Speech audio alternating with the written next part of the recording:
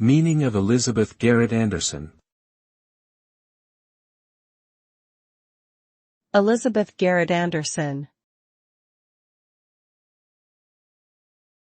Elizabeth Garrett Anderson.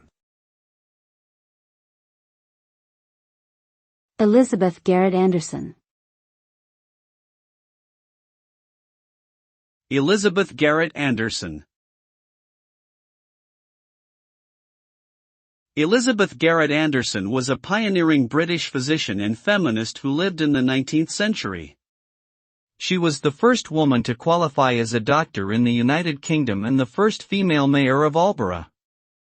Anderson also founded a hospital for women and children and played a vital role in promoting equal opportunities for women in the medical profession.